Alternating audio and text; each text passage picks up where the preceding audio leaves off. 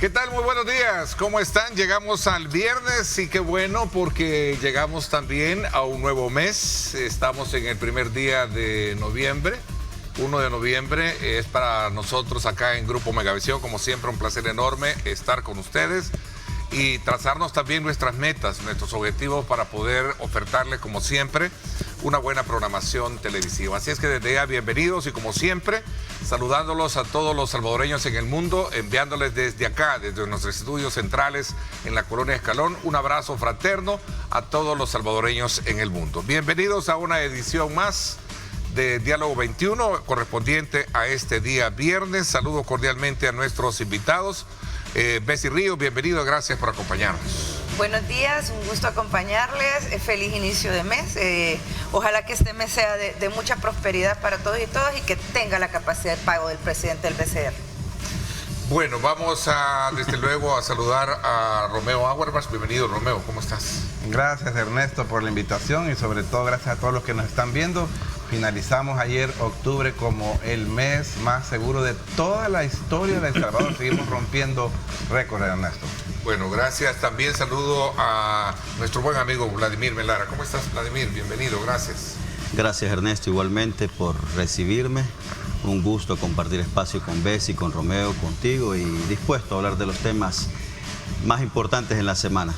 Así es, en efecto, vamos a, desde luego, como siempre, a darles a ustedes el preámbulo de los temas que vamos a abordar este día, sin duda alguna. Siempre los días viernes colocamos sobre la mesa temas que han estado ocupando la atención de los salvadoreños y que bueno, desde esta vitrina, desde esta plataforma, darles a conocer los diferentes puntos y contrapuntos que tienen para que usted pueda construir su propia lectura crítica sobre lo que acontece en nuestro país. Veamos a continuación.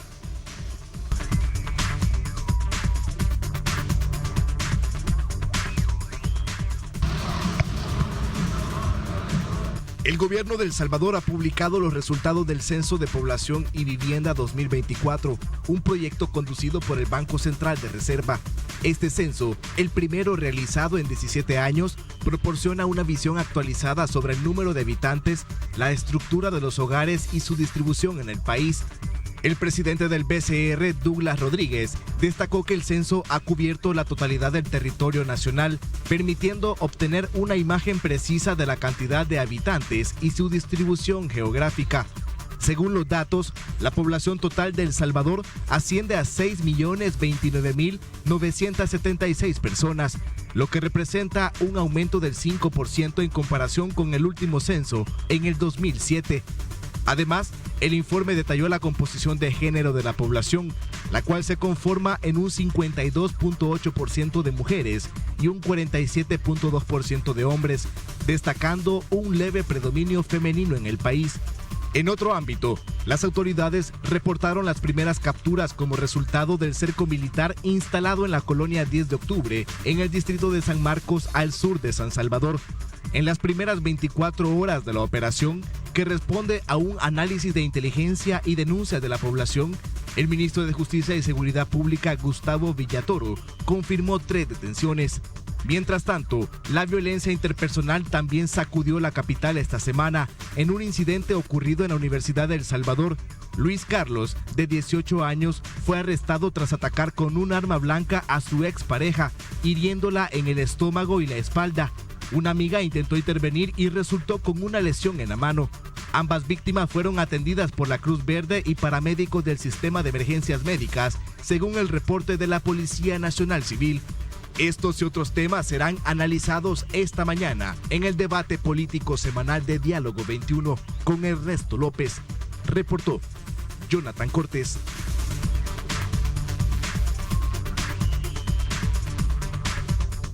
Bueno, gracias nuevamente por estar con nosotros a esta hora de la mañana. Ya habíamos desde luego como opción planteado todos los temas que vamos a abordar y vamos a comenzar como en un abordaje casi de preámbulo que tú planteabas, que tiene que ver precisamente con las acciones que van siempre atacando el tema de la delincuencia en el país. ¿Cuál es tu análisis y el análisis del resto con relación a la decisión del gobierno de instalar un nuevo cerco militar, especialmente en el sector sur de la capital? Comienzo contigo.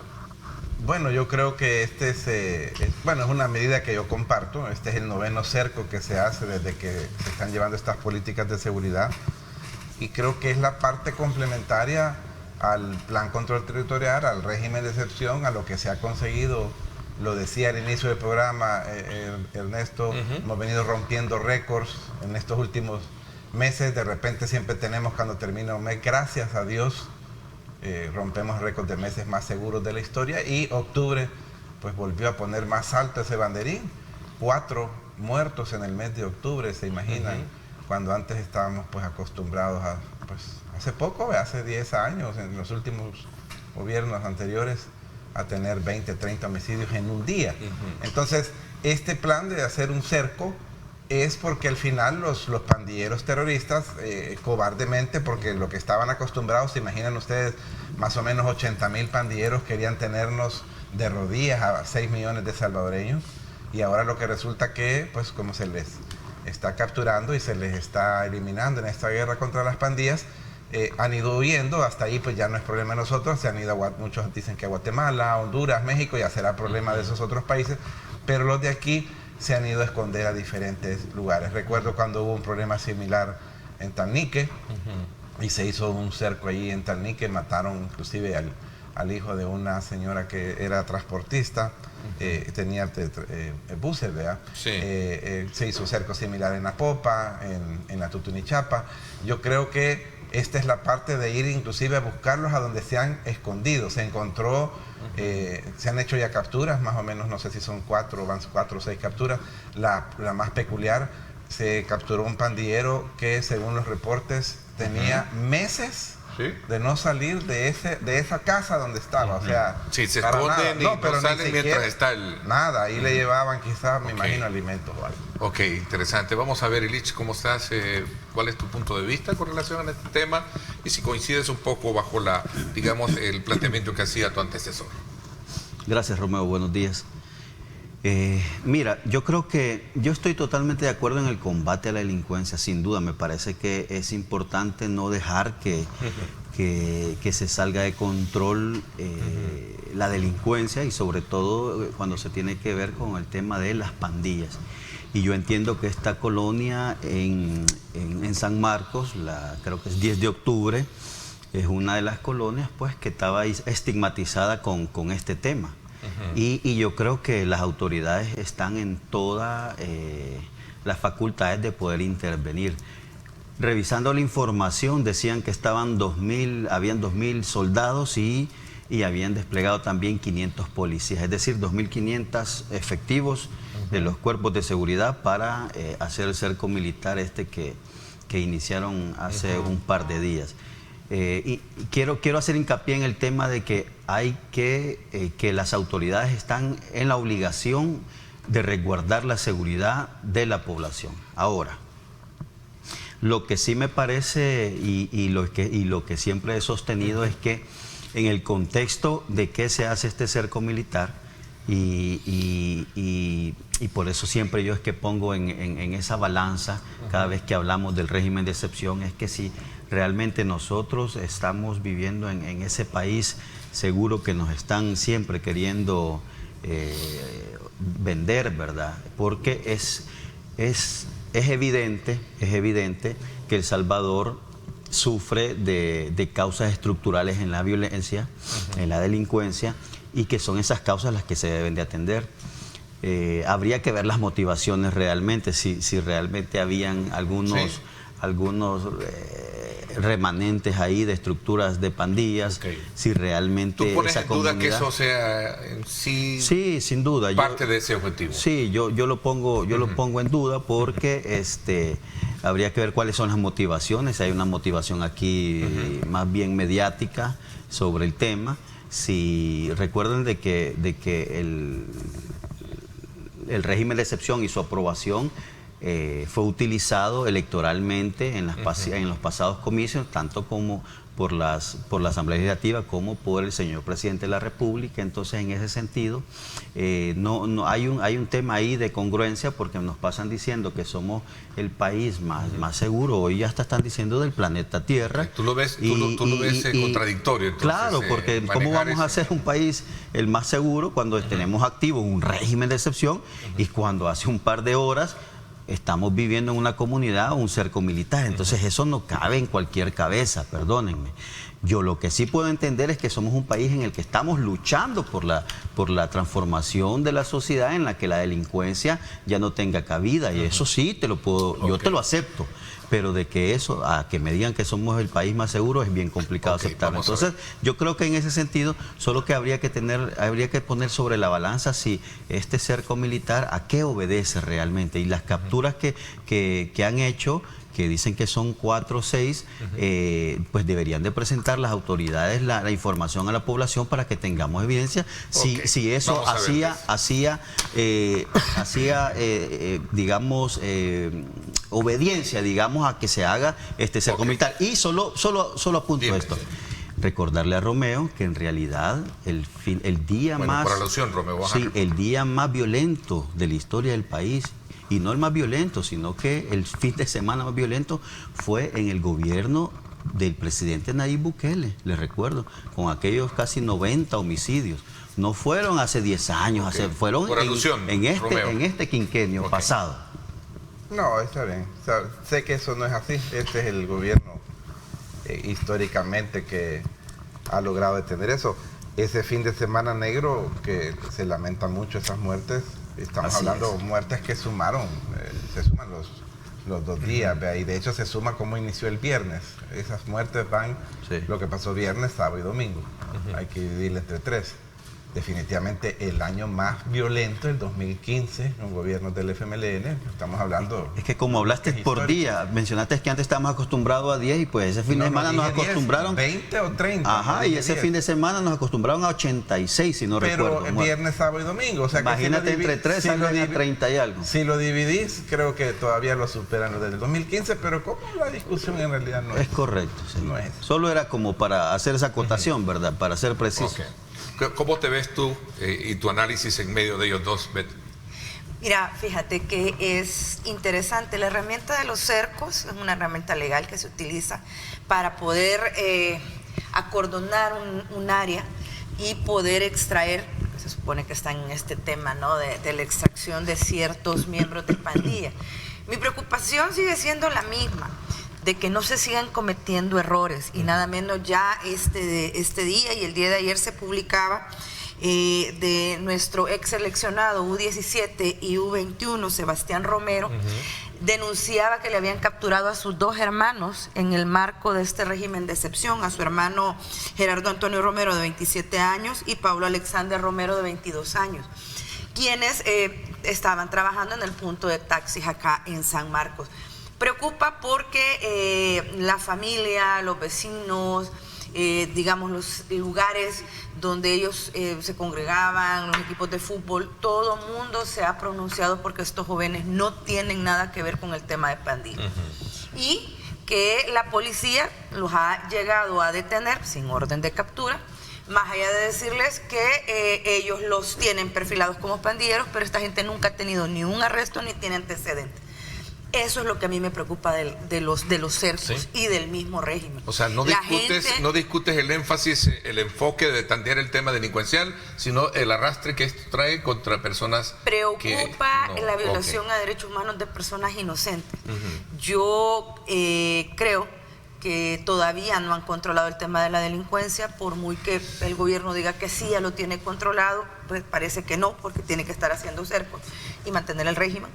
Pero más allá de eso, porque son herramientas legales, que son herramientas que se pueden utilizar, preocupa las capturas de jóvenes en zonas de alto riesgo y que no tienen antecedentes de haber pertenecido a estos grupos. De hecho, uno de estos hermanos del ex seleccionado su mismo equipo en Cangrejera le está mandando cartas también a esta administración, y los policías lo único que se limitaron a decir es que nosotros lo tenemos perfilado, pero la población en general, en términos generales, no conoce cómo los perfilas, de quién es la decisión. Ya hay 2 informes, 2 reportajes a profundidad de medios digitales donde te explican que básicamente es si te pones nervioso que te llevan. No hay mayor criterio, no hay mayor formación en el cuerpo uniformado que está atendiendo o interviniendo a esta persona en la calle. Y preocupa pues porque está bien que yo creo que nadie está en contra que se lleven un pandillero, alguien que le ha hecho daño al país, pero que se estén llevando jóvenes que no tienen nada que ver con el tema de pandillas. Solo porque los policías quieren cumplir cuotas, eso es peligroso. Bueno, abro entonces el debate. ¿Qué tan efectivo pues se ha puesto en tela del juicio de ustedes sobre la existencia de remanentes? El análisis propio que también sostienen es la preocupación de sectores como lo dices tú, y sobre todo qué papel juegan las comunidades en esto. Abro un poco el debate porque sin duda alguna pues ahí hay elementos que pueden ser debatibles esta mañana bajo la mirada de ustedes este día en el programa. Vamos a ver. Yo creo que hay que aprovechar este momento en el que estamos analizando temas de seguridad para transmitirles a las familias, a los padres de familia también. Muchas familias, los niños y adolescentes son educados por padres y en muchas otras familias por abuelos o por tíos. Vean, no todo el núcleo social de nuestro país por lo menos está integrado así, vea, con papá, mamá y hijos. Estar más pendientes de nuestros hijos, de nuestros menores de edad y aún pues de los jóvenes que después van teniendo, vaya, pues para mi mamá, yo a mis 54 años sigo siendo su niño, entonces que los papás tienen que cuidar a sus hijos. Lo digo por lo siguiente, yo no me voy a quedar estancado después de un proceso tan exitoso como el que tiene El Salvador, donde somos el país más seguro del hemisferio occidental. Nadie ha dicho del mundo, en el mundo somos el 8º lugar, pero eso no lo dice El Salvador, lo dicen las estadísticas. Estamos empatados con Montenegro, que es un país de Europa, en el 8º lugar. Entonces definitivamente es un plan exitoso. Yo no me voy a detener a ver si dicen que se ha capturado o no a un inocente. Para eso hay un sistema de justicia. Y lo otro es... O sea, Vladimir sostiene, fíjate que Vladimir sostiene de que puede ser que tenga otros objetivos más allá de lo que puede ser. No, hay una parte que hay que entender, porque Vladimir dice que se hizo, no sé qué, en qué momento se hizo con propósitos electorales. Y yo le quiero decir a Vladimir y a todas las personas que nos ven, porque eso pasa en todo el mundo, todos los gobiernos y todas las personas que son de elección popular tienen que hacer cosas que tengan que ver con efectos también populares, porque no nos buscan su momento político. No, es que entonces con qué te vas a, qué carta vas a presentar después para decir que has sido buen funcionario. No. Fíjate que te lo digo porque en un caso que conozco, igual no voy a mencionar a la persona y creo que va a lograr quizás que lo pongan en libertad. Hay un muchacho que en Aguachapán cometió el error, él se llevaba con unos, no eran ni siquiera pandilleros de los, no sé cómo le llamarán, pero son de esos que tenían como los conectes con los pandilleros o los postes que le dicen, no sé. Entonces, era gran amigo de ellos, andaba en todos lugares con ellos. El día que hicieron el operativo, se llevaron a los 3 pandilleros y al muchacho. Por alusión abro el debate por alusión, Vladimir. Mira, es que... Pues tú sostienes que detrás hay otro interés ahí. No, es que eso lo van a decir los hechos. Yo por eso planteaba al final de mi intervención inicial de cuando hagan las capturas o las que están haciendo, bueno, que presenten un resultado al menos de este procedimiento que han hecho. Porque ya Bessie mencionó, ¿verdad? Ahí parece que han hecho capturas en las que toda la comunidad ha dicho, bueno, estos 2 muchachos no tienen nada que ver. Pero si al final las hacen 8, 10, 20 capturas y de esas 20 capturas de repente suena de que todos son inocentes y porque la comunidad lo reconoce, que así son, porque perdónenme, pero ¿quién mejor que la gente que vive en esos pasajes, en esas calles, en ese parquecito, en la tienda, en el señor que vende el pan francés y los tamales en la esquinita del andén? ¿Quién mejor que ellos para conocer a los habitantes de ahí? O sea, no va a venir un policía a decir, usted es el culpable, perdón, o él es pandillero, o él está perfilado así. Entonces, cuando presenten esos resultados, y va a resultar de que la gente dice, no, son inocentes, entonces tú dices, ah, bueno, entonces parece que este cerco tuvo otros intereses, ¿verdad? Y por eso mencionaba yo el tema electoral. Mira, hay una cosa que son políticas públicas, que se llaman políticas públicas, que lamentablemente, y lo digo con toda franqueza y responsabilidad, este gobierno y este nuevo oficialismo no conocen, porque ya llevamos 6 años y un plan quinquenal no lo han presentado. No hay un plan de gobierno en donde el país, el pueblo, la nación conozca cuál va a ser las políticas públicas, qué temas se van a atacar, de qué manera se va a atacar, se tiene pensado. Y por supuesto que en el correr de los días, de los meses, de los años, se van haciendo ajustes a este plan, pero no hay un plan. Acá lo que hay es que alguien se levanta en la mañana con una idea y de repente, ¡pam!, una conferencia de prensa, un tuit, un posteo y ya eso se vuelve una gran novedad y una política pública. Lamentablemente así funciona. Entonces yo estoy muy distante de lo que dice Romeo, porque en elecciones lo que se presenta justamente eso es avances. Yo entiendo, ¿verdad? Un funcionario público que va a una reelección presenta como su carta de, valga la redundancia, presentación, algo bueno que ha hecho, por supuesto, pero cuando vos empezás a hacer esto electorero, politiquero, te das cuenta de que no lo haces con un énfasis de una política pública, sino que lo haces con un afán de volverte popular, de ser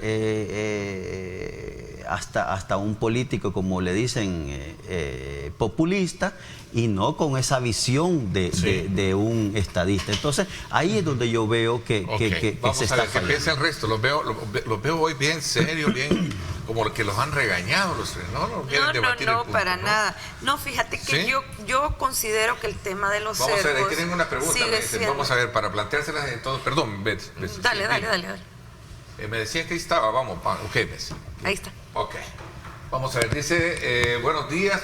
¿Cuántas personas inocentes serán errores de este estado de excepción y cómo debe de ajustarse el procedimiento? Mira, en el tema de las estadísticas, como no nos dan información, ¿verdad? No tenemos mayores casos, más allá de que te han dicho que alrededor de 7,000 personas han salido de los procesos en los que han sido ingresados. De estos hay una buena porción de casos que se han llevado a la CIDH, donde salió aquel informe de más de 29 casos, donde se establece los malos tratos y las torturas que recibieron siendo personas inocentes, porque ese es el punto. Aquí nadie está en función de otra cosa más que no le pase esto a personas que no la deben. En los casos de estos niños de apellido Romero, es importante darle seguimiento, porque si una herramienta te está funcionando, digamos, como el tema del régimen de excepción o digamos el tema de los cercos, si tenés un calenturiento policía uniformado que solo quiere cumplir números y por cumplir números vas pasando y si no sos te pareces y te lleva, porque a mí me parece que sos o yo creo que sos y te fastidia tu vida, también le está haciendo daño al proyecto, a la política y a la iniciativa, porque al final del día él representa al Estado y a la política, ese policía, ese mal policía y ese mal procedimiento. Tengo otra pregunta ahí que dice, vamos a ver, la pregunta dice, no, don Vladimir, como vecino no se puede poner las manos en el fuego por nadie. Hay ocasiones en las que ni los mismos familiares se dan cuenta de lo que andan haciendo un joven. Sí, mira, a tu planteamiento te lo refuto en televidente. Yo entiendo y comparto en gran manera esa opinión, eso es cierto, pero decir que una comunidad, perdonen, y aquí no estamos hablando de alguien que acaba de llegar a residir, pero decir que una comunidad no conoce quiénes son los pandilleros o quiénes son los que tienen control es decir, estamos hablando de un flagelo específico que han estado involucrados en este tipo de crímenes, es bien inverosímil, ¿verdad? Pero entiendo, por supuesto, yo igual, yo no pongo las manos al fuego por los vecinos o por los que me rodean. Sin embargo, puedo asegurar que quienes o no, ¿verdad?, son pandilleros de alguna manera, o vos conoces tu pasaje, tu colonia. Claro. Lo que yo quise dar a entender con la opinión era que es bien difícil que en la comunidad no se conozca si este muchacho que jugaba fútbol realmente era deportista o era un criminal.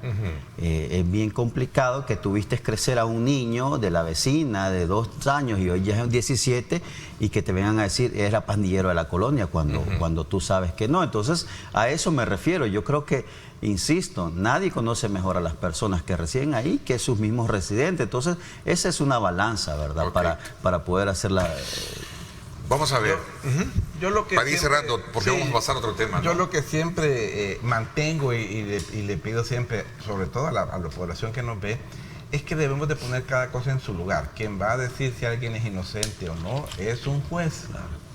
O sea, la comunidad puede decir que no es culpable, ¿verdad? Y te voy a poner bien rápido para finalizar con 2 ejemplos bien cortos, de 1 minuto cada uno. Yo hace un año acompañé a unos padres que les habían llevado a su hijo.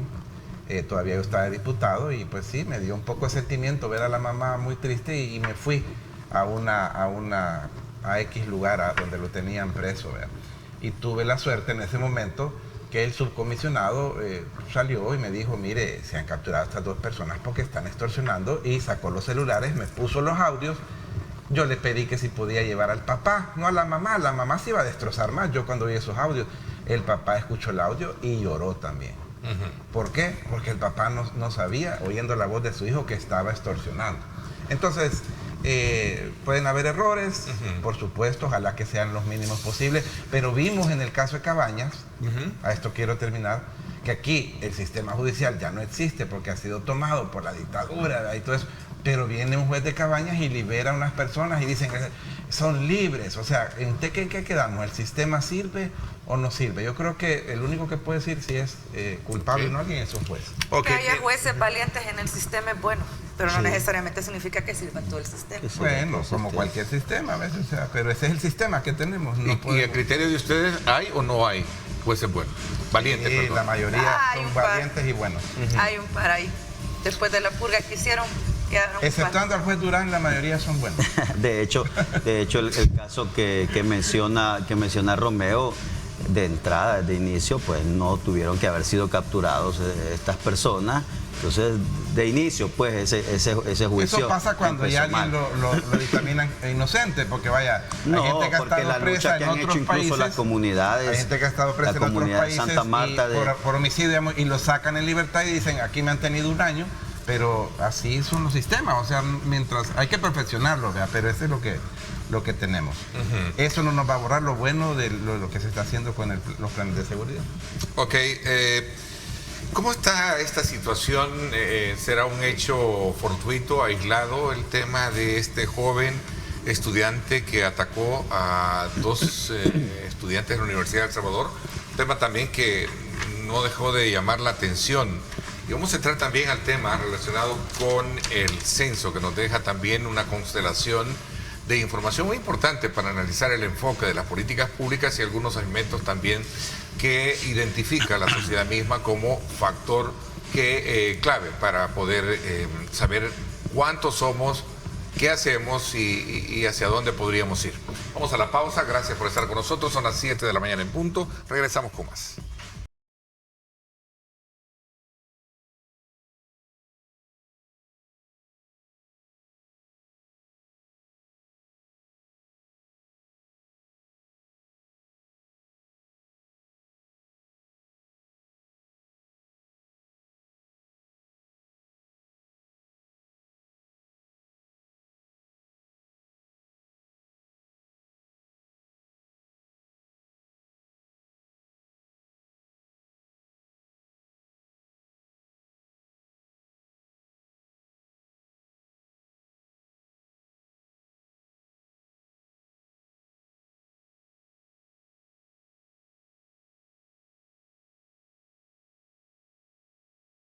Y por supuesto, a esta hora, qué mejor una taza de café, y qué rico es disfrutar de Café Rico, el café perfecto de la mañana, como lo disfrutamos acá también con nuestros panelistas.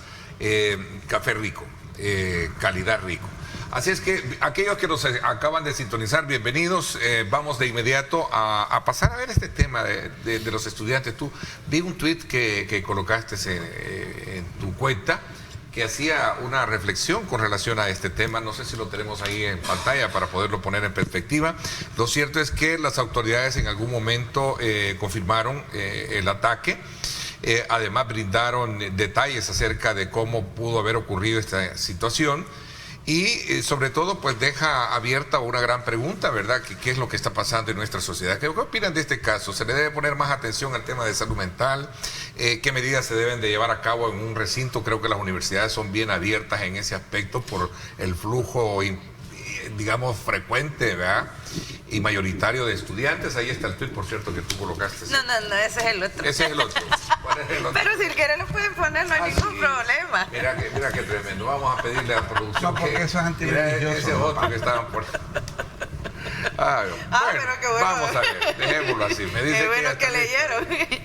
Vaya, vamos mira, a ver, cuéntame un poquito en el sobre tema esto. de la seguridad de las universidades deberían de ser espacios seguros para las mujeres. Pero son desgraciadamente las universidades recintos donde más se reporta el tema de acoso, ya sea entre compañeros, con catedráticos, con jefes de departamento, incluso en algunas ocasiones hasta con rectores. El tema de la utilización de esta relación de poder con las estudiantes universitarias es una realidad a la cual poco o casi nada se le presta atención.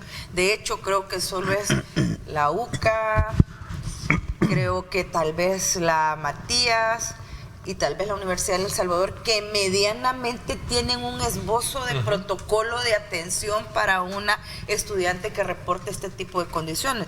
La Universidad de El Salvador, yo sea de paso, es la universidad donde menos se han procesado los casos de acoso y maltrato a las estudiantes. El tema de la inseguridad dentro del recinto de la Universidad de El Salvador no es nuevo, porque la universidad dentro de este discurso de que es abierta del pueblo, no sé qué, no te piden documentos para entrar, entra cualquiera, no los revisan. Eso no pasa con las universidades, por lo menos en la UCA, si vos no llevas tu carnet y no enseñás, pues no entras. Pero no punto. te revisan tampoco. No entras y no entras. Yo creo que son bastante vulnerables todos. Sí, todos, pero en el caso porque de la Universidad de El Salvador también es más todavía. ha existido el portón está abierto. Una complacencia Okay. de con el estribillo desde el pueblo que cualquiera puede entrar. Y el problema de eso es no negar el tema de que la universidad es la única universidad nacional, pública del país, sino que la seguridad de los estudiantes también es responsabilidad de las autoridades. Vamos a ver qué piensa. Y el tema de no Vladimir. identificar qué es lo que está pasando, hombre, preocupa. ¿Cómo pones a creer que vas a mandar a tu criatura a estudiar y cualquiera va a entrar y te lo va a apañar? Hay una situación bien vulnerable ahí. A ver, Vladimir, cuéntame, ¿cuál es tu punto de vista y también el tuyo? Para salir así rápido, vamos a entrar al tema del censo, ¿no? Mira, yo creo que, bueno, como dice Bessie, a los que estudiamos en la Universidad de El Salvador, sabemos que el recinto, por su infraestructura, pues tiene esa característica, ¿verdad? De hecho, bueno, hoy, a pesar que le han hecho muchos Airbnb hoy, que le han construido, a pesar de esa construcción que han hecho, sigue manteniendo muchas zonas que están aisladas, muchas zonas verdes en las que se prestan para hacer actos de todo tipo. Entonces yo creo que eso incide, digamos que ese es un factor físico, de infraestructura que tiene la universidad, que no debería de escaparse a esos protocolos de seguridad, pues sobre todo para las mujeres. Es lamentable, pero yo creo que aquí el fondo es justamente la salud mental. Es decir, la situación emocional, el autocontrol que deben de tener tanto hombres como mujeres para evitar este tipo de incidentes. Cuando uno dice, ¿qué pasó y por qué fue? Uno dice, bueno, lo que pasa es que estaba celoso por algún tema, ¿no? Sí. Y entonces ya reacciona un grupo y dice, pero es que eso no es excusa, ese es machismo. Entonces, lo que se debe de atender acá, y creo que se debe de aprovechar esta oportunidad, y lo digo con respeto cuando digo aprovechar, en el sentido de que tanto la Universidad de El Salvador como las otras universidades deben tomar como ejemplo el actualizar sus protocolos para el cuidado de las mujeres, sobre todo porque entendemos que es el segmento de la población que está más vulnerable a este tipo de ataques, a este tipo de incidentes. Es lamentable porque también sabemos que en la universidad no hay una vigilancia interna, no hay rondas de los guardias, la iluminación también falla mucho. Hay un sinnúmero de factores que también digamos que proporciona más caldo, ¿no?, para que este tipo de hechos sucedan. Así que yo creería que se debe de atacar eso. Teníamos ya ratos de no escuchar un tema, al menos en una universidad, que suceda de esta manera. Y realmente me sorprendió. Yo espero. Preguntan acá si es responsabilidad de las autoridades o es un hecho que también refleja que en el país todavía es inseguro, preguntan. Es que es lo que te decía yo. Yo creo que el tema de que somos un país seguro, pues estamos combatiendo eso, yo lo entiendo, pero tampoco se le puede decir a la universidad que es responsabilidad de ellos. Yo creo que es una responsabilidad de la sociedad. Es una responsabilidad que tenemos todos. Todos debemos descuidar a nuestras esposas, a nuestras madres, a nuestras hijas, hermanas, a nuestros hermanos, a nuestros padres, a nuestros primos, evitar que se pueda caer en estas situaciones. Hay que entender que somos una sociedad muy tradicional en nuestros valores y eso también es un caldo de cultivo para que se den estos lamentables sucesos. Ok, vamos a ver qué piensa, porque vamos a mostrar el tema. Yo creo que fuera de lo que ya se platicó, vea, que en este tema sería difícil no estar de acuerdo y no tiene nada que ver quizá políticas de gobierno. Decilo, Romeo, que estás de acuerdo conmigo. Estoy de acuerdo contigo cuando estás de acuerdo con el gobierno. Vale, pero yo lo que sí quiero decir es algo corto, pero algo importante, sobre todo para las mujeres, digamos, porque tiene mucho que ver esto.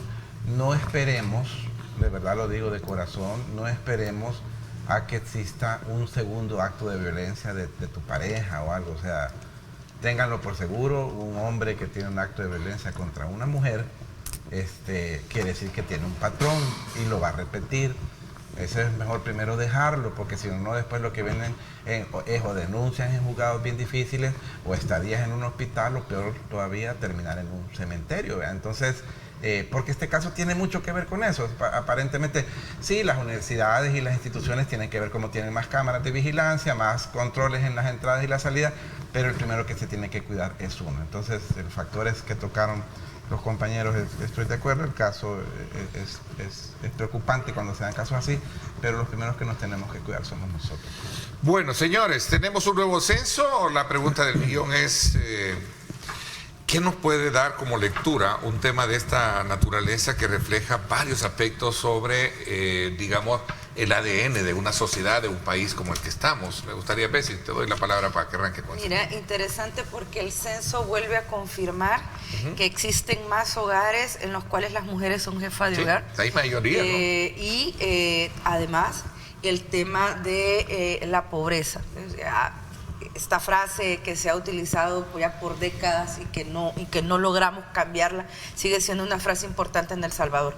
La pobreza sigue teniendo rostro de mujer y estas herramientas como el censo deben de servir para que el Estado tome políticas públicas encaminadas a garantizar que estos hogares, que estas mujeres jefas de hogar puedan cumplir sus proyectos de vida y sacar adelante a sus grupos familiares. Y un tema interesante porque a esto viene el tema de cómo vas a trabajar ese montón de padres irresponsables que no están pagando las cuotas y que esconden sus ingresos para no hacer los aportes. La falta, bueno, venía este proyecto, ¿no?, que van a hacer retroactivo el tema del pago de las cuotas alimenticias en los menores. Pero hay otra cosa que me llama la atención, que lo estaban leyendo o que lo han expresado gente que es muy entendida con el tema de esto de las encuestas. El tema de que la proyección de crecimiento no se dio tal cual se estaba. Y decía Picardo que lamentablemente como no tenemos datos, volvemos otra vez a que no hay datos, con qué contrastar, no podrías identificar si se debe al tema de migración o a que se escondió y hay un subregistro de las muertes por COVID. Además del aumento que hubo en el periodo de las desapariciones y ese montón de fosas clandestinas, ¿no? Entonces, ahí hay un dato que no te lo están dando y ojalá se pudiera dar, ni las explicaciones de la metodología y demás, porque eso sí lo decían también, que no les había quedado muy claro para poder hacer la identificación. Ahora resulta que el padrón electoral casi tiene el mismo tamaño que el censo poblacional y eso está interesante. Bueno, que Romeo, que sabe de temas electorales, como es la primera vez que te pega así el censo, dónde están los menores de edad y en todo esto. Es interesante, ¿verdad? Porque hay muchos cuestionamientos que deberían de ser respondidos. La diferencia es como más de 1 millón, ¿no? Sí. Más de 1 millón de Bueno, personas. de hecho, creo que muchos esperábamos que fuéramos más, ¿no? Claro, Sí. todos. Es que es lo natural. Y sobre todo viendo datos de un par de décadas atrás, es decir, el ritmo de crecimiento de la población, ¿no? Sí. Bueno, y todos somos... a ver, es evidente cómo nuestras ciudades ahora están sobrepobladas. Entonces, yo creo que, mira, el censo, sin duda, es importantísimo que se haya hecho. Los científicos que trabajan en el tema de censos deberían, creo yo, de estar preocupados en el sentido de las técnicas que se utilizó, porque la técnica también podría estar bajo observación. Yo creo que también está vulnerable a los errores humanos que le llaman, ¿no? en esta disciplina. Pero más allá de eso, yo creo que esos desbalances que hay, sobre todo en las expectativas que había de crecimiento de población, sin duda tiene razonamientos específicos. Yo creo que también el tema de la migración me parece que es importante, no hay que dudarlo. Yo por ahí escuché a funcionarios diciendo que este quinquenio es en el que menos la reducción es en la que había sido mayor, sin embargo... Lo dijo César Ríos en mi programa de radio, fíjate. Pero fíjate él es que... una persona que estudia mucho ese fenómeno. Pero ¿no? yo te puedo mostrar, tal vez en lo que corre el segmento, una tabla actualizada del Departamento de Estado de hace 15 años, es decir, cuando se ve por quinquenio. Yo entiendo ¿Hablas del tema de fronteras o él lo hacía localista, ¿no? Él hacía reflexión ubicando el tema migración en aquellas zonas donde antes era fuerte. Cuando hablo migración me refiero a migración... frontera ya de Estados Unidos. Es correcto. Y que incluso, mira, eso no refleja incluso la gente que primero que logra pasar.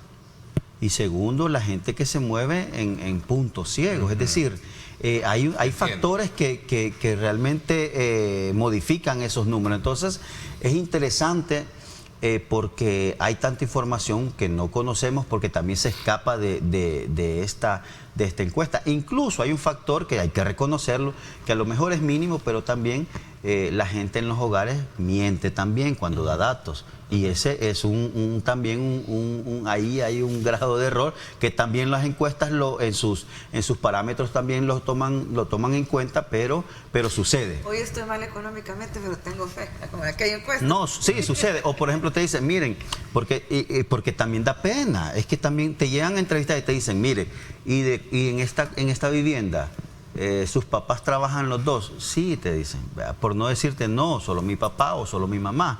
Entonces, hay tantos factores ahí que tomar en cuenta. Pero en fin, yo lo que quiero decir es que las encuestas deberían de ser uno de los instrumentos fundamentales para que los gobiernos, para que nuestros políticos, nuestros alcaldes y todos los que tienen acción, tomen acción sobre el país, es decir, a la hora de tomar decisiones importantes. Para poder... por supuesto, es una herramienta. ¿Qué cambios significativos observa toda esa estructura demográfica a tu criterio también que plantea? Me imagino que has dado también el estudio pertinente para medir un poco los alcances que refleja la información que se está dando, ¿no? Sí, primero, Ernesto, que un censo es importantísimo. Vamos a hablar primero de lo general y lo global, porque nos dice cuántos somos, quiénes somos, dónde estamos, cómo estamos. De ahí vienen los matices, ¿vea? Yo creo que espero que en los siguientes días nos den toda la información del censo, porque pues falta también que no nos la den por pedacitos, sí. Porque si ya está terminado, pues ya está terminado, ¿vea? El pueblo va a querer conocer qué dice el censo. pero no irnos a un extremo en el otro. O sea, si creemos que falta gente en el censo y que es porque se murieron en el COVID o porque están escondidos o enterrados, tampoco. El censo es el censo y es otra cosa diferente. Fíjate que yo tengo la suerte, mi papá, paz descanse, que murió en enero de este año, fue el director de Estadística y Censos allá por el 71. Él hizo el censo del 71. Ahí, y yo tengo todos esos de recuerdos, están bien nuevecitos y guardaditos, me he quedado con unos ejemplares. Ahí dice que la proyección para el año 2000, lo decía el 71, es que íbamos a hacer 7 millones en el año 2000. Pero es que yo creo que sí somos más, porque hay 3 millones y pico afuera. Y salvadoreños somos todos. Los que estamos aquí, probablemente, no estoy seguro si así se hizo, no soy yo de esa oficina, tuvo que haber habido una pregunta en la cual dijera, ¿y tienes gente afuera? Sí. Para que nos puedan decir, todavía no ha salido ese dato, somos 6.026.000 aquí y somos tantos afuera. Apartando todo eso, hay datos interesantes. En el mundo, el 50.5% de la población son hombres. Pero en El Salvador, el 52.8% de la población es mujer. Creo que estamos también en el top 10 de esos países que hay más mujeres que hombres. Letonia creo que es el que tiene más, sí, como 53 puntos y pico. Esos datos sí son importantes. Al final el censo sirve para que un gobierno, un estado pueda hacer más exactas sus políticas de salud, de educación, de seguridad inclusive. Entonces es importante. Y la cultura, como lo decían, creo que lo dijo Vladimir, la cultura del censo es porque como nos tardamos 17 años en volverlo a hacer, hay países que lo hacen cada 10 años y hay cultura. Primero, de no mentir, porque si mentimos nos estamos haciendo jarana nosotros solos. Segundo, yo respondí la encuesta, por ejemplo, de mi casa, y al muchacho pues le cayó un jalón de orejas porque él iba a toda velocidad, okay, y después me dijo, no, aquí tal cosa, pero dígame, tiene... Y dije, mira, tómate tu tiempo. Así hubo porque mucho, sí, es un dato importante, o sea, es un dato que al final puede crear políticas de Estado. Ok, voy a hacer una pausa y regresamos con más. Gracias por estar con nosotros. 7:20 minutos.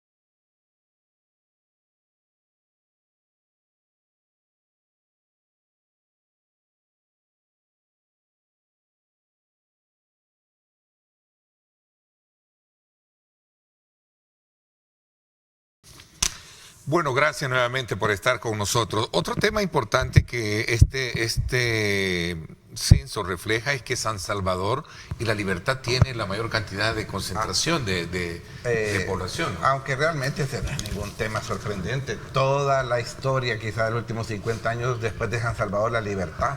Sí, ¿verdad? Entonces, claro, eso sí. Seguido de San Miguel y Santa Ana, creo. Sigue Santa Ana, creo. Sí. Y Sonsonate le anda peleando a San Miguel. Pero San Salvador siempre ha sido el más poblado, eso es lógica elemental, y La Libertad es el que sigue. Eso no ha cambiado, eso ha sido así siempre. ¿Bessy? Mira, el tema, ya hace rato se tenía ese dato, como bien lo dice Romeo, de la mayor concentración en La Libertad y en San Salvador. Ahora, yo creo que todavía estamos pendientes de que se entregue información que hace falta del censo que se suponía que ya estaba, ¿verdad? Porque hay algo que vanagloriaron mucho, es de que ya el procesamiento que habían tenido había sido en tiempo récord, que ya estaban teniendo los datos, pero ahí sí debo acompañar la postura de Romeo, que deben de entregar toda la información. Por ejemplo, saber cuál es el nivel educativo de la mayoría de la población.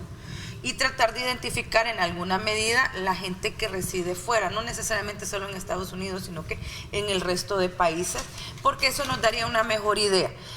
Quizás la reflexión más importante es el tema del crecimiento de los hogares en los cuales las mujeres son jefas de hogar, más el crecimiento de las mujeres como tema de segmento poblacional, para verificar la toma de las políticas públicas. Tenés un segmento, no podés volver a tener una reunión a medianoche con 5 hombres para tomar la decisión de cómo se va a proteger a una mujer ante una epidemia de violencia. Tienen que tomar en cuenta la voz de las mujeres. Bueno, Illich, esa parte creo que es también meritoria desde el punto de vista de enfocar el esfuerzo de una política pública para atender necesidades que obviamente a mayor población, mayor necesidades básicas, ¿no? que atender. Sí, mira, en las presentaciones, por ejemplo, hablando de que creo que mencionaba que San Salvador y Morazán, o sea, para dar un ejemplo, ¿no? San Salvador, Morazán, los departamentos que más utilizaban el gas propano para la cocción de alimentos. Es decir, por ejemplo, más de la cuarta parte de hogares se ubica en San Salvador, es decir, datos, digamos, que como te decía, Romeo, son los que te van como dando dirección para las políticas públicas, donde hay más necesidad, donde hay exceso incluso de prestaciones de servicio público, donde hace falta que lleguen las asistencias del gobierno. En fin, yo creo que, como decía la presentación de este censo, las temáticas, por ejemplo, vivienda, hogar, estado familiar, el uso de las tecnologías, la dificultad o limitaciones, la migración interna, la etnia, la población, edad, sexo y parentesco, que son, digamos, todas las temáticas que tocó este censo. Sin duda, cuando vos te vas lámina por lámina, vas descubriendo datos que a lo mejor eran obvios, pero te dan una certeza ya puntual sobre lo que sucedió o sobre la condición en la que estamos actualmente. Sin duda, repito, es una herramienta fundamental para que se fabriquen estas políticas públicas que permitan sacarte mucho del subdesarrollo. Yo creo que aquí hay que prestar atención, Ernesto, solo digo esto, es que lo que sí es evidente y que no ha cambiado es que tanto en el oriente como en el occidente encontramos las mayores necesidades. Ok, vamos a ver, tengo ahí también preguntas, y este es un tweet que tú, creo que fue el anterior, el que te habíamos enfocado, ¿no? En la que tú hacías un cuestionamiento de funcionarios para cuestiones de pago, hablando del tema de... Es en vamos a ver si lo podemos poner. ¿Qué querías decir con ese? Fíjate que es en relación al reportaje que saca Revista Factum, en el cual el presidente... Dice así, perdón, para que por quien nos está viendo y a lo mejor no es no vidente. Dice que todos y todas tengamos la capacidad de ahorro de Sigfrido Reyes, la capacidad de pago de Douglas Rodríguez, y que tengamos la calificación financiera de los diputados que en su primer periodo legislativo recibieron crédito con banco hipotecario. ¿Qué querías decir tú con eso? Mira, vamos a ver. En estos días salió un reportaje de Revista Factum dándole seguimiento a las propiedades recién adquiridas del presidente del PCR, en las cuales evidenciaba que un préstamo se había pagado en 11 meses, préstamos que son para 30 años, y otro préstamo se había pagado en 5 meses. Yo creo que es importante tener en cuenta que esto no es la primera vez que pasa, y si fuese en otro país un escándalo de este tipo, yo hubiera salido a dar explicaciones el funcionario, si no es que yo hubiera renunciado. Lo mismo sucedió con el expresidente de la Asamblea Legislativa, Sigfrido Reyes, que al ser cuestionado de por qué había adquirido ciertas propiedades o cómo era que había adquirido propiedades del IFA, nos salió diciendo que él tenía capacidad de ahorro. Usted y yo no podíamos adquirir esas propiedades porque no podemos ahorrar. En el caso del presidente del BCR, ni siquiera ha querido contestar cómo es que ha logrado hacer ese pago. Y en el caso del banco hipotecario no nos ha explicado por qué o cómo o bajo qué razonamiento le permitió dar una calificación financiera a diputados que era su primera legislatura, que no tenía garantía de que estuvieran 30 años en el cargo, y les dieron préstamos grandes para adquirir propiedades. O sea, aquí hemos pasado de San Bartolo a la San Benito, de Soyapango al Escalón. ¿Qué piensas tú, Romeo, de eso? Vamos a ver, ¿cuáles son los puntos maravillosa la capacidad de superación. ¿Compartes tú ese análisis que hace ves? Yo creo, primero, para ser serio y responsable, pues en un programa de televisión que es así, es serio y es responsable, si yo no sé si eso fue así, si le han dado un préstamo y lo ha pagado, o hay una prueba, que la verdad que yo no lo sé si fue así para tocarlo en Televisión Nacional, pero soy bien práctico. Si hay algún problema como tal, pues yo no soy el vocero del presidente del Banco Central, ni de ningún funcionario de gobierno. Creo que cada quien deberá y sabrá en qué momento sí tiene que dar o no explicaciones. Es cuestión de cada quien, porque al final de cuentas, sí son cosas que han investigado algunos medios que ya en el pasado o le han pegado algo, y a veces también en el presente no le han pegado algunas cosas, pero yo creo que si algo ha pasado ahí, pues la la palabra está en el lado del señor presidente del Banco Central de Reserva, si él considera bien para decir si eso fue así o no. No creo que sea un tema en el cual se pueda debatir de algo que yo no he visto aquí. Yo no he visto si le dieron o no le dieron. ¿Es irresponsable entonces mantener ese digamos, cuestionamiento como el que hace veces? No, ella está en todo su derecho de cuestionar. Ella lo hace como cualquier persona, hacer cuestionamientos, estén comprobados o no. Lo que sí te digo que por la característica del programa, este programa en particular, si se va a tocar ese tema a nivel nacional, pues yo quisiera, si a mí me dijeran, mira, aquí está que le dieron un préstamo de $500,000 y aquí está que lo pagó a los tantos meses, entonces ya el hecho sería comprobado y el que tuviera que dar una respuesta de cómo hizo un pago así es el presidente del Banco Central. Si hay algo que tiene registro porque deja huellas son las transacciones económicas. Sí, pero yo el dinero tiene una trazabilidad importante. Entonces, y si eso lo cruzas con el CNR y una investigación con revista Factum te dice, mire, se le ha dado seguimiento y no sabemos ni siquiera si se han reportado estas nuevas propiedades en este nuevo quinquenio, en la sección de propiedad que tú sabrás, Romeo, que hay que hacerlo, ¿no? Todos los que están en el ejercicio. Pero en el caso en particular yo no lo he visto. O sea, si ya lo viera, ya pudiera yo decir, ve, si es cierto. Y entonces el señor presidente del Banco Central tendría que dar. Pero yo no las he visto, quizás tú ya las viste los documentos. La revista Factum no hubiera sido demandada si no estuviera corroborando esos tipos de investigaciones. Mira, no me sorprende la tibieza de Romeo en estos temas, y está bien, también es su derecho. No es tibieza. Yo lo entiendo. Pero mira, yo lo que sí quiero decir es que, mira, yo vi un fragmento ahí de una periodista que lo quiso abordar. Y ¿cómo es que dicen los oficialistas? El que nada debe, nada teme. Cuando se van a capturar a un delincuente, eso dicen. Y cuando hacen estos cercos, eso es lo que pasan diciendo. El que nada debe, nada teme. Ahí dijo el diputado William Soriano, que tengan miedo los delincuentes, dijo.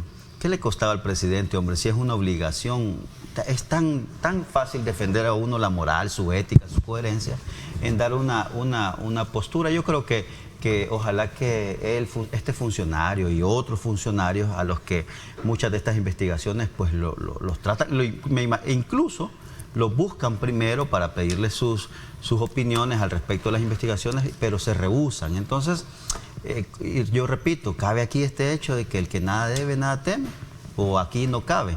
Ese es uno. Y lo otro es que son funcionarios públicos, deberían de estar abiertos al cuestionamiento, a que la población, los periodistas, en las redes sociales se les pregunte qué está haciendo con su dinero. Igualmente con el viajecito de diversión que se hizo el presidente de la Asamblea Legislativa a ver un clásico de fútbol pero ya lo español. Aclaró, entiendo, ¿no? No, pero es que yo te puedo decir desde que el punto de vista dijo que con sus fondos y que siempre le ha gustado eso. Y si así todo, y no todos dicen lo mismo, pues, pero ¿por qué? O sea, y las pruebas. Pero él ya dio. Las pruebas. Está igual que la gatangora. Él ya dio su posición.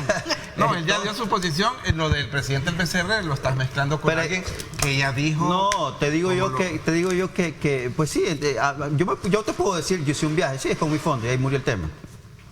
No, ¿verdad? Entonces, hay mucho más de esto, ¿verdad? O sea, el viaje no fue un viaje de media hora de aquí a Santa Tecla.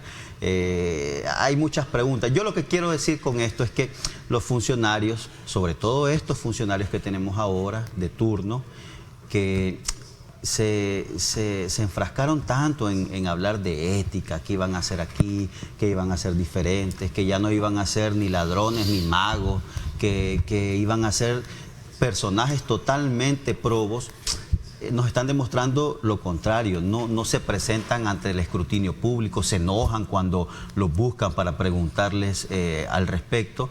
Esa actitud la deberían de cambiar. Deberían de dar un ejemplo en la práctica, no escribiendo tweets ni con esa verborrea, con esa soberbia con la que salen en los medios y en las cámaras. No, deberían de cambiarla.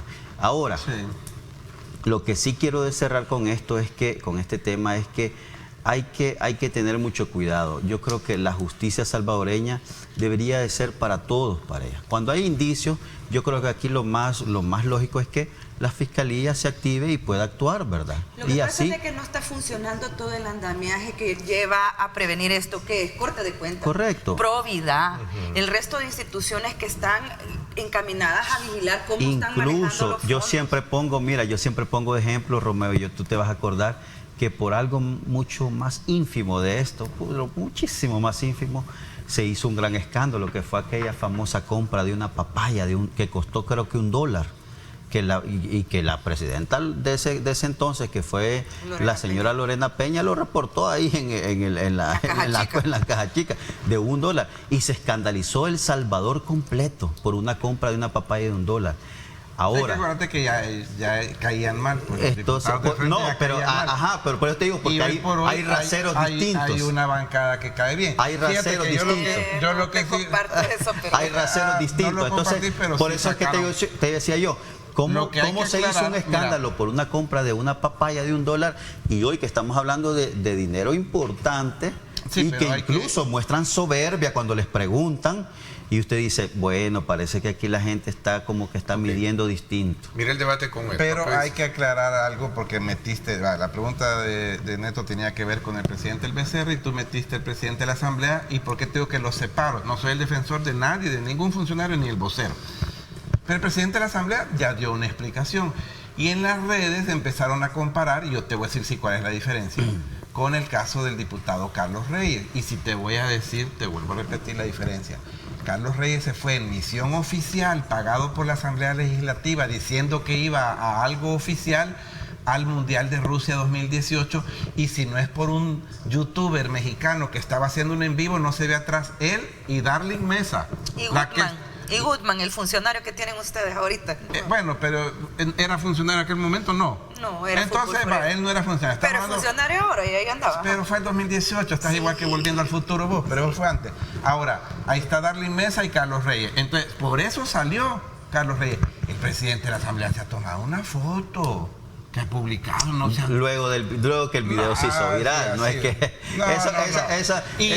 Espérame, y voy a terminar con esto. Y ya explicó que fue con sus fondos. Te voy a decir una cosa para terminar. Nosotros como diputados en la legislatura anterior aprobamos que los delitos de corrupción no vencen nunca. Pues no te preocupes. Si ahorita creen que hay algo que no funciona, que la fiscalía o que no vencen los delitos. Si alguien ha hecho un acto de corrupción, sea el funcionario que sea, va a ser procesado. Sí, no, mira, yo creo que estamos en el derecho, todos los ciudadanos, a que nuestros funcionarios sean abiertos al escrutinio, que no le tengan miedo, que se bajen de ese peldaño de soberbia y que sean abiertos al público, porque lo merecen. Este pueblo está cansado de corrupción y seguir en la misma dinámica. Ok, te doy la palabra cuando regrese, pues me piden una pausa, voy atrasado, 7:37, regresamos con más, no nos cambien.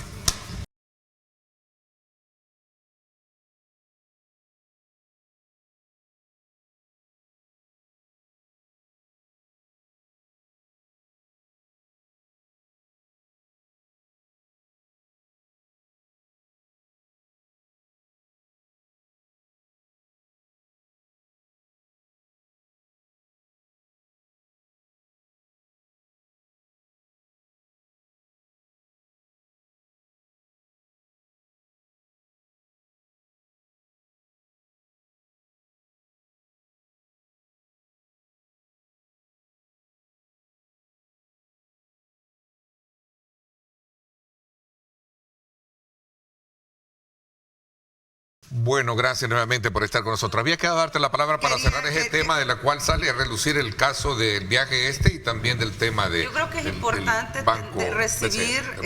recibir todas las explicaciones. Los funcionarios deben de estar abiertos a darlas.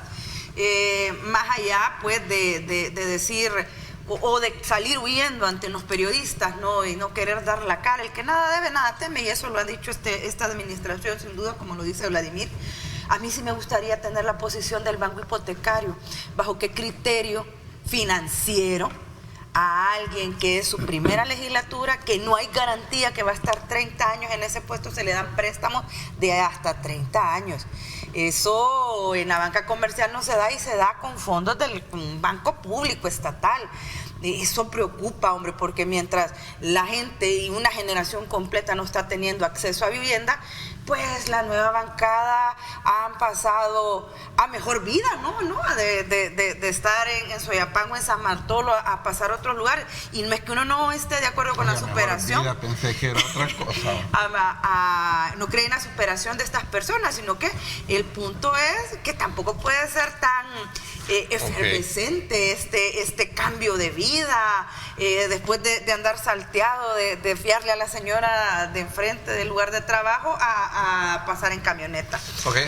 Ya, como dijo el presidente de la Asamblea, si vos ves a un funcionario que empieza a pagar deudas y empieza a tener otro estilo de vida, o es mago o es corrupto. Entonces creo que eso es importante investigar.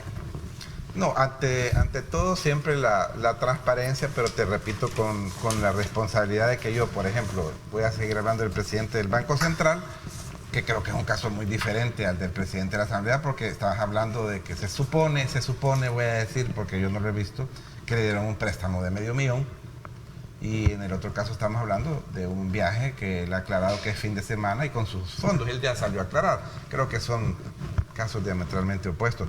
Creo que siempre hay que estar conscientes de algo. Cuando uno es funcionario, cuando yo fui diputado, creo que solo apartando un programa en particular, ¿verdad? Pero a mí me invitaban de cualquier programa de televisión y de radio, y yo iba porque en ese momento Romeo era diputado, no Romeo. Hoy si quiero, pues no voy a algún medio. Entonces los funcionarios públicos saben que deben de tratar de dar más explicaciones que las que da un ser normal, común y corriente, porque está en una función pública. Sí aclaró algo, porque si un funcionario, por ejemplo, gana X cantidad de dinero al mes, porque se la está ganando al mes, puede gastar su dinero en lo que se le dé la gana. Ese dinero ya no es del pueblo. Ese dinero es del funcionario. No, te digo porque sacan, después dicen, pero con el dinero que le pagamos es que está haciendo. No, tampoco. Pero ahí también opera algo, que lo dijimos la vez pasada, ¿no? Con el tema de los juicios de enriquecimiento ilícito de exfuncionarios. La matemática es la materia más sencilla. Claro. Si vos ganas $3,000 por un año, por 3 son años, ¿cuánto no tendrías te puede ingresar 100,000. Exacto. Correcto. Entonces, y si el salario del presidente del BCR es de 15 o de 40, ¿cómo es que sale en 5 meses? Y eso hay que cuestionarlo. Y también proteger a nuestros periodistas, porque nada menos el día de ayer, Ricardo Bacterano hacía pública, a través de la APES, la denuncia de que se había recibido acoso a su grupo familiar luego de que se había editado por su persona una nota periodística en relación a grupos de exterminio y sicariato dentro de cuerpos uniformados. Preocupa grandemente, y nuevamente regreso al punto. El Estado debe dar seguimiento a estas denuncias, porque si bien es cierto, podría ser que no es el Estado el que esté acosando a la familia de Ricardo Bacterano. Es tan sencillo, porque la policía sabe dónde andan sus patrullas, tendría que decir. Aunque son algo chillones ahora estos periodistas, porque los periodistas que cubrían la guerra, mi respeto, ponían su vida en peligro, y ahora estos son de cristal. Mira, eso que se te llega a estacionar una patrulla un día después de que estás una nota y se quede 3 días ahí, se bajen, vayan a preguntarle a tu mamá de qué trabajan los hijos, son dónde de están. Cristal. Entonces, preocupas inmensamente, y mi solidaridad con Ricardo Bacterano y su familia, y ojalá la policía investigue y nos explique qué andaban haciendo esos agentes. Ricardo Bacterano, el caso sería la Rosa de Guadalupe, no importa, pero está bien. Yo creo que sí es serio el tema de eso, y tienen derecho a tener no, tienen derecho a ser de cristal, no hay problema. Y el Estado tiene la obligación de explicar que estaba siendo apostada una patrulla fuera de la casa de un periodista que acaba de sacar una nota periodística. Según la denuncia llegaron bajo la experticia de que había violencia pero familiar. Estuvieron 3 días estacionados previos a hacer esa consulta, y eso es algo que ha sacado la AP. Esperemos que se den las explicaciones pertinentes y se protejan a nuestros periodistas, porque son ellos los que... La APES no es la que representa a todos los periodistas. Han sacado cuando quieren protegen a uno, y cuando dañan a otros que nos han servido para darnos cuenta de actos de corrupción, como pasó en la administración Funes, como pasó en la administración Cristiani, y como se han señalado ciertos funcionarios en el quinquenio anterior y en el actual. Ok, interesante, señores. Vendedores del Centro Histórico piden a la Asamblea 60 días de prórroga para no ser desalojados. ¿Qué pasó en la Asamblea Legislativa? ¿Qué respuesta se le dio a la iniciativa? Vamos a hablar de esto cuando regresemos. Pausa, gracias, 7:45. Gracias por estar con nosotros.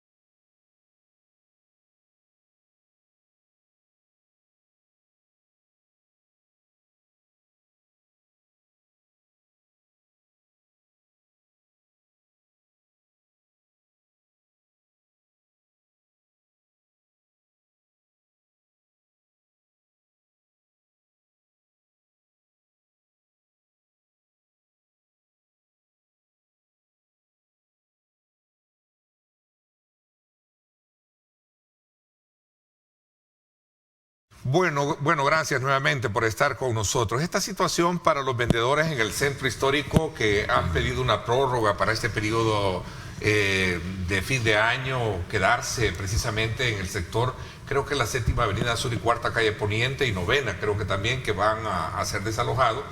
Llegaron a la Asamblea Legislativa, creo que los recibieron Marcela y Claudia. A ambas diputadas de la oposición. Y ambas metieron la pieza misma, ¿no? Yo quiero hacer ahí un señalamiento bien particular. Dime. La gente que llega por una necesidad específica, ¿no? Siempre la temporada navideña es una temporada que esperan los vendedores del sector informal porque ahí hacen una inversión importante y tratan de recuperar para lograr tener un buen cierre de año y lograr estabilizar de alguna medida su finanza.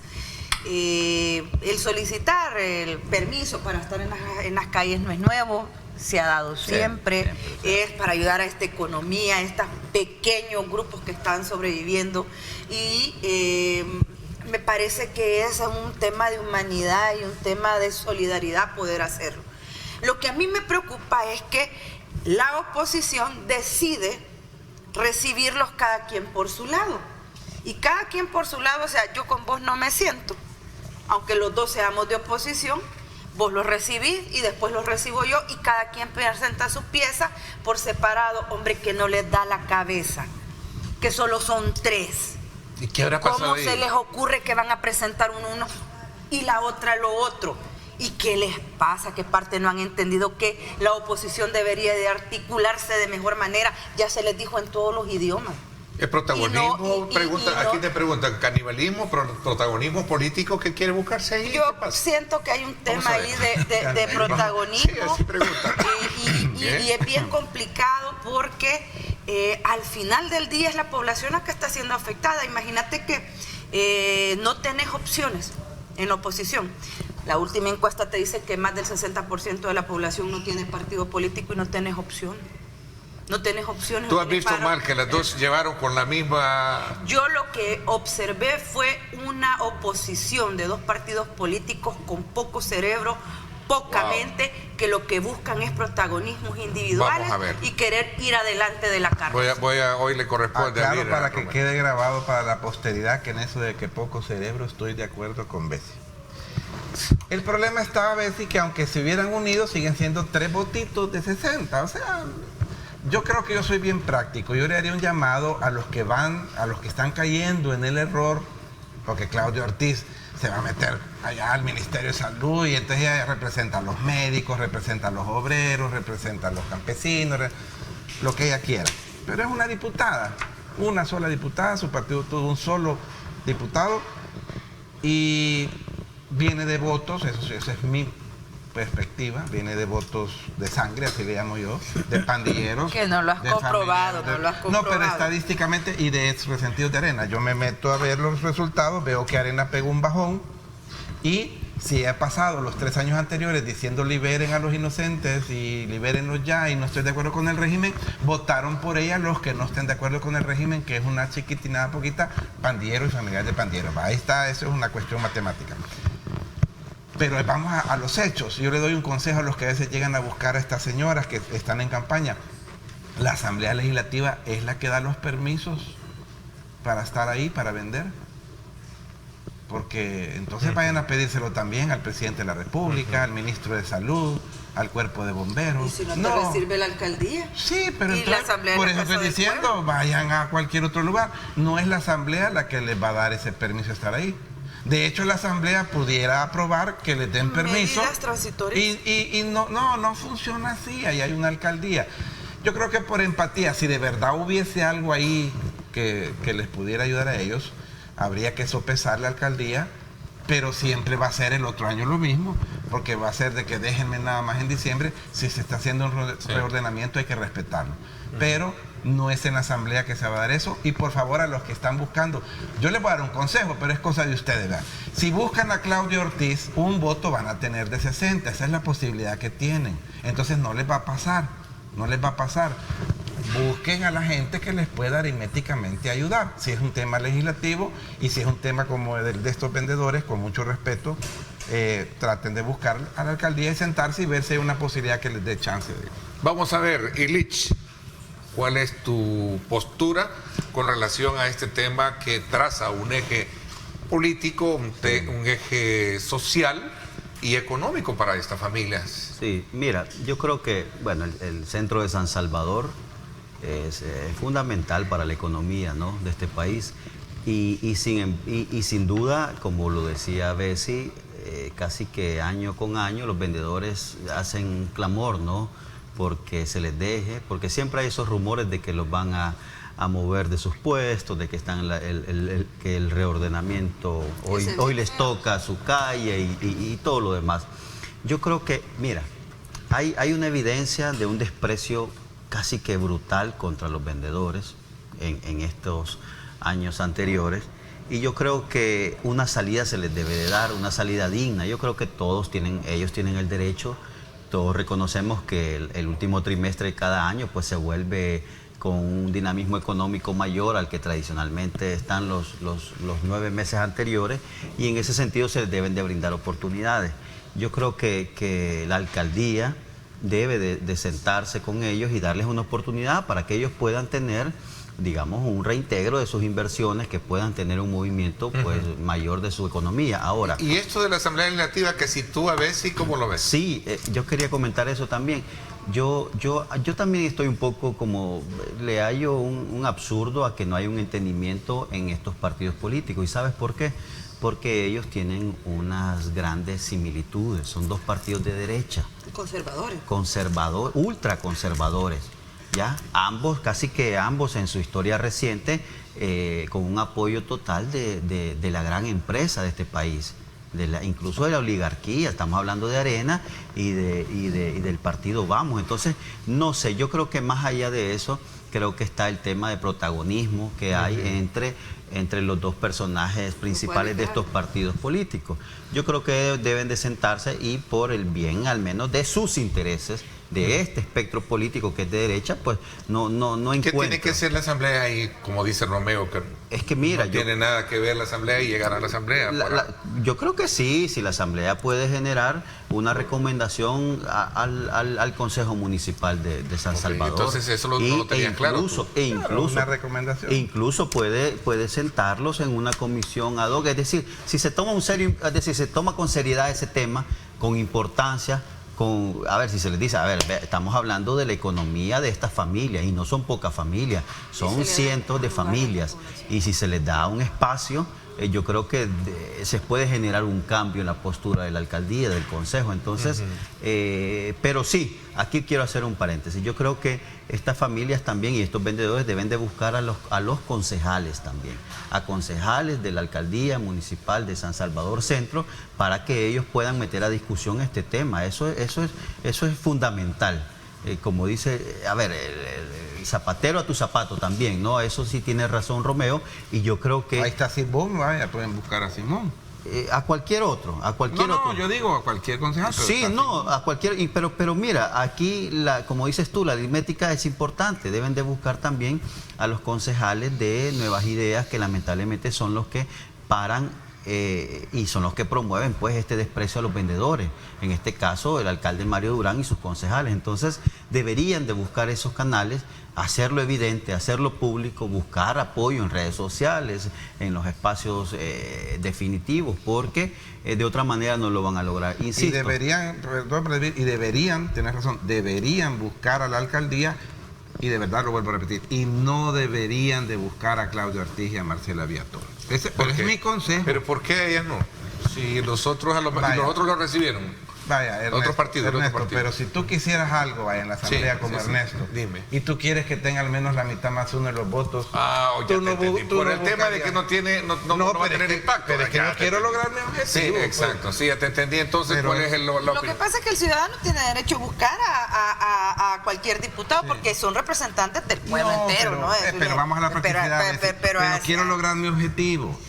O sea, no nos demos paja con eso, quiero mi objetivo. Entonces yo no buscara a una diputada que solo es una diputada de un partido de 60. Lo más probable Y es no que quemar pólvora en sope, como decimos a buen sabor. Eso es lo que, ese es tu planteamiento. en sope. ¿Sí? Bueno, ese término no me gustó, pero bueno. Cuando tú vienes y... Es que Claudia Ortiz, acuérdate que es bien chera de la Bessie, pues. No somos cheras ni con Marcela, pero sí creo que es importante llamar la atención porque son dos mujeres de las 3 personas de oposición las que deberían de tener una mejor coordinación y demostrar que aunque estés en minoría podés presentar propuestas y podés hacer intervenciones que valgan la pena. No es la primera vez que alguien esté en minoría y la minoría no necesariamente implica que vas a estar en desventaja. Puedes ser una diputada, pero puedes estar en tus posicionamientos y en tus pensamientos mejor que 60. Este tema del pólvora de sope es lo que se conoce comúnmente, cuando tú disparas algo y pues sí no vale la pena. Ese es el punto. No, yo como cuando dijiste sope me acordé de sope, sopilota y de esas cosas. Bueno. El tiempo se nos fue, gracias Vladimir, gracias también a ti, Bessie, gracias a Romeo. Mañana hay que ir a Inflorar, ¿verdad? A darles un momento de reflexión. Pero acuérdense de sus muertecitos todo el año, todo el año. Por cierto, un saludo muy especial a todos los locutores. Este día también es el día se celebra el día de la locución, ¿verdad? A todos los locutores salvadoreños, saludos ahí a Guillermo Portillo, un destacado locutor que me recordó el día. Gracias, Guillermo. Así que un saludo muy especial a todos. También Pulso Ciudadano esta noche con Julio Valdivieso, no se lo pierda. A las 8 de la noche por Canal 21, 19 por Canal, a las 9 de la noche por Canal 19. Estará muy interesante. Gracias por mi parte.